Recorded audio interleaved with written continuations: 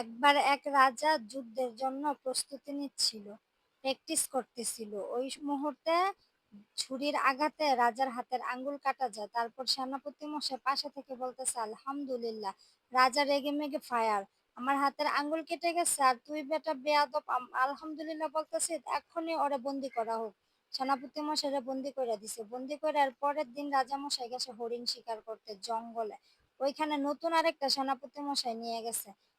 রাত হয়ে গেছে, রাতের বেলা তাঁবুটা নিয়ে ওরা ঘুমাইতেছে। ঘুমের ভিতরে একটা বাঘ আসছে। বাঘ আইসা এই রাজাকে আর সেনাপতি মশাইকে দেখতেছে। রাজা দেখছে আহত বাঘ, তো আহত মানুষ আহত কোনো কিছু খায় না, একদম নিখুঁত কোনো কিছু হইলে খায়। সেনাপতি মশাই রে খাইয়া ফেলছে, রাজারে খায় নাই। রাজা তো এটা দেখা অবাক, তাড়াতাড়ি গেল ওই আগের সেনাপতি মশাইয়ের কাছে, বন্দি সেনাপতি মশাইয়ের কাছে গিয়ে বলতেছে, তোমাকে যে তুমি যে আমার হাতের আঙ্গুল কাইটটা গেছে, তুমি যে বললা আলহামদুলিল্লাহ, কেন?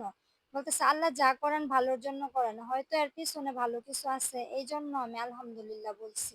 সবকিছুতে আলহামদুলিল্লাহ বলা উচিত। তারপর রাজা বলতেছে, তোমাকে যে বন্দি করে ফেলছি এটা শুনেও যে তুমি আলহামদুলিল্লাহ বলছো? বলছে, হ্যাঁ, আমাকে যে বন্দি করছেন এখানেও হয়তো ভালো কিছু আছে, এই জন্য আল্লাহ আমাকে বন্দি করার ব্যবস্থা করে দিছে, এটাতেও আমি আলহামদুলিল্লাহ।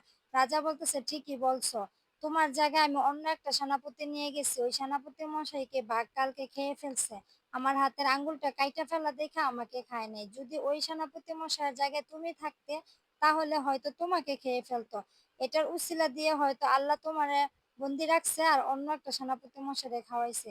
আমি আমার ভুল বুঝতে পারছি। এই জন্য আমাদের সবার উচিত, আমরা যে যেখানে যখন আছি, যার সাথে যেটাই ঘটে না কেন, সবকিছুতে আলহামদুলিল্লাহ বলা।